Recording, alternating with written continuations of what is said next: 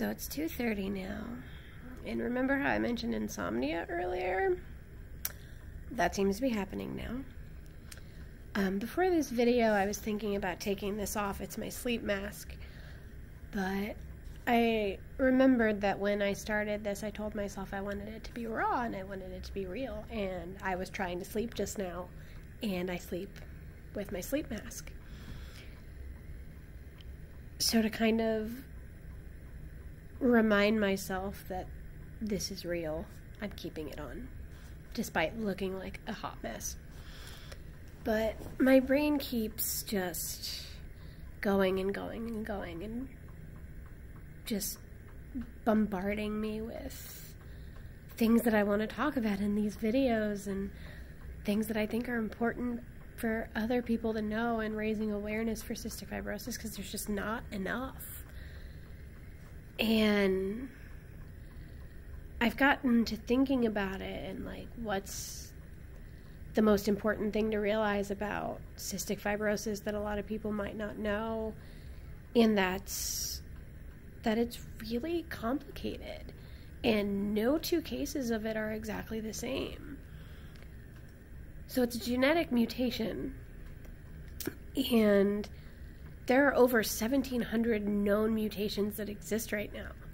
Like, that's a lot of variable change, because you can have more than one mutation. In fact, most cystic fibrosis patients have more than one mutation. So if you know anything about math, the combinations that exist for cystic fibrosis are exponential. There's so many. So bearing those numbers in mind, of course it makes sense that no two cases are exactly the same.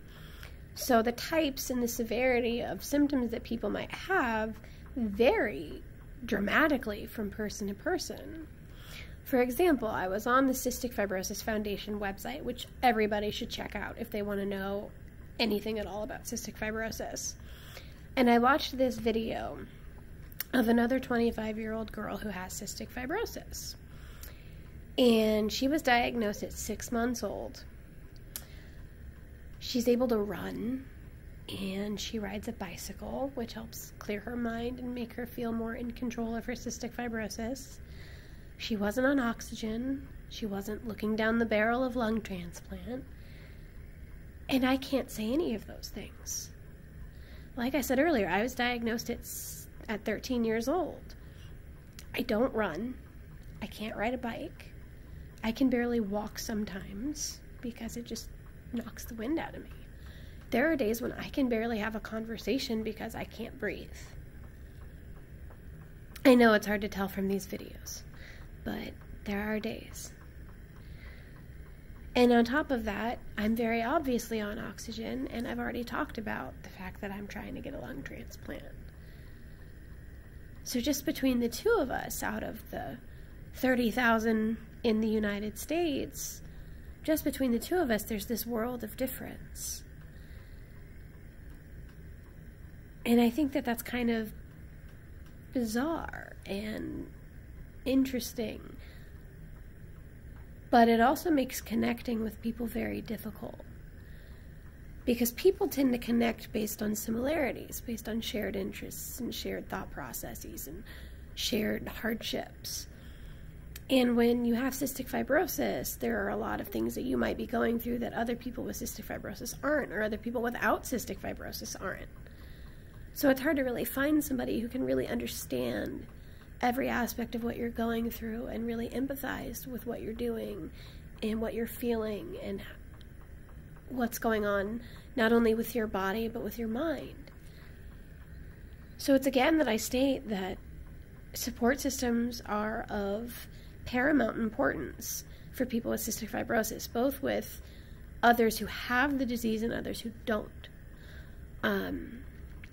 Another interesting fact about cystic fibrosis is that we have to stay 6 feet apart from each other at all times. From what I understand, the reason for this is that germs can travel from the mouth 6 feet before they die. So if we stay 6 feet apart from each other, we can't give each other our bacteria. This isn't a concern for normal people. Normal people don't have to worry about our bacteria.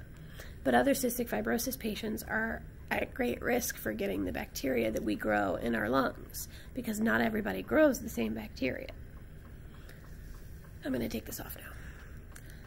But at any rate, we can't necessarily be in the same room together very easily. If we do, we have to wear a safety mask, we have to wear gloves, and we have to wear these garish yellow gowns, or at least they're yellow at this hospital. And we have to stay 6 feet away. We can't hug each other. We can't pat each other on the shoulder. We can't hold each other's hands. We can't kiss. If by some fluke we fall in love, we can't touch. We can't make love the way other people can. And that's heartbreaking. But it's a fact of life that most of us at least have accepted. I know I have at this point.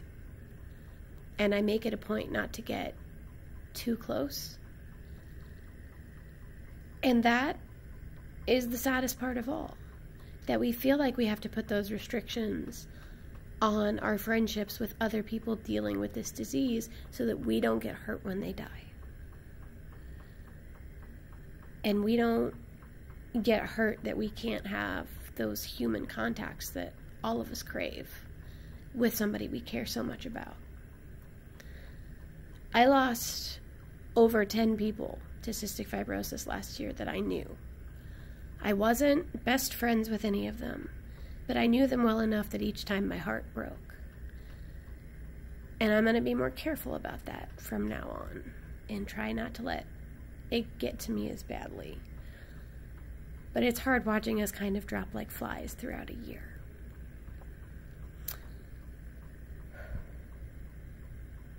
Sorry, I'm catching my breath.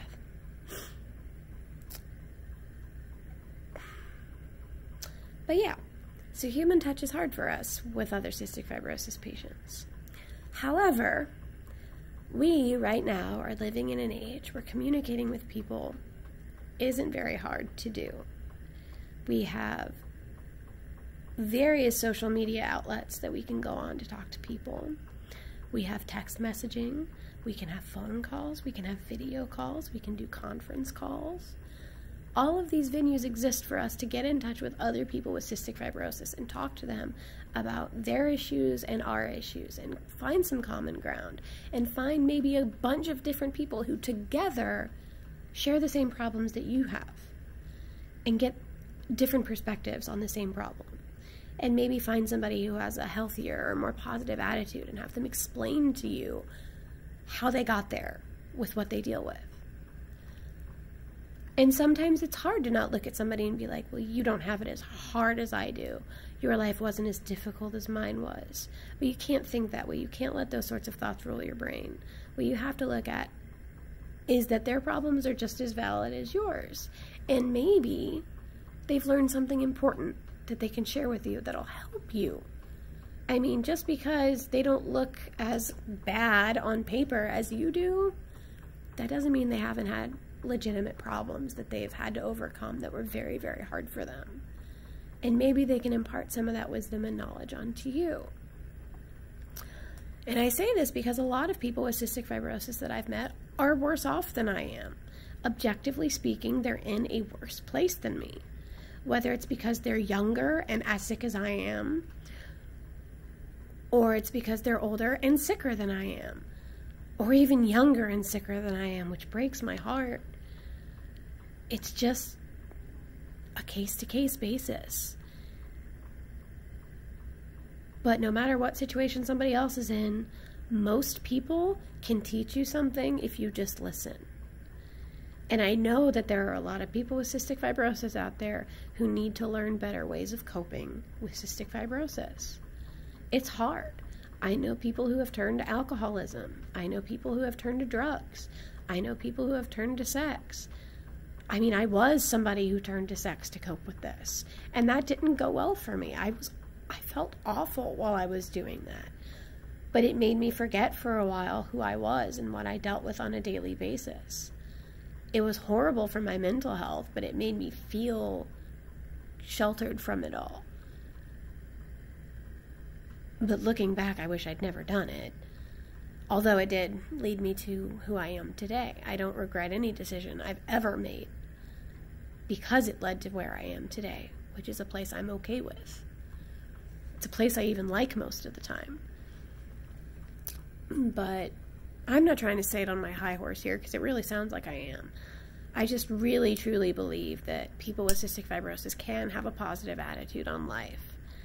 Or at least a mostly positive attitude on life. You don't have to be hunky-dory, chipper, rainbows and butterflies 24/7. Nobody expects that. What they expect is that you keep fighting, despite how you feel. That you keep trying to make your life the best life that you can. Because for us, giving up's not an option. We have two choices in this world. We either live and fight, or we die. That's it. There is no in between. We live and we fight, or we die. So live. Fight. Don't give up. Don't let this disease take over your life. Don't let it win. Where's your competitive spirit? Where's your drive? Find it. Find it somewhere. Find it anywhere. And don't let it go. It's important, though, to try not to make that thing a person. Because people, they don't always stick around. Whether it be because they've passed on, or they've moved on, or they've moved away. People aren't always the best place to pin all your hopes and dreams. You need to find a place within here, within yourself, something that you care about, something that matters, something that makes you want to get up in the morning. For me, it's writing. I've always used writing as a way to keep myself going. I write creatively and I write narratively. I write poetry, I write song lyrics, I write stories, I journal. I wish I knew how to write music, but I don't. I might learn that someday, but I haven't yet. But that's one of the things that I look forward to every day that gets me out of bed. I do, in a way, use my family, but again, they're people, so that's not always a safe choice. I use all of them, though, not just one, my friends and my family. Every day I get to see one of them again, or talk to one of them again, and I don't want to give that up. Therefore, I must live and I must fight. I also use things that are more simple, like if there's a show I'm watching that I really enjoy, I wake up so I can watch my show. I know that sounds really, really petty and really unimportant, but if that's what gets me up in the morning, then it's the most important thing. I wake up in the morning so I can sing. Singing's one of my all-time favorite things to do. I can't do it all the time because I don't always have the breath for it, but when I'm feeling really, really depressed, music pulls me out of that. Whether it's just listening to it or singing it myself. Whether it's my songs or already created songs by famous people. I even love hearing my mom sing, and she's horrible at singing, no offense, Mom. But any music, it's worth getting up the next day for. Anyway, I'm going to shut up for now. Try to go back to bed. I might ask for melatonin or something to help me sleep. But I make no promises. Because my brain won't shut up. But until later today, I am getting off of here for now.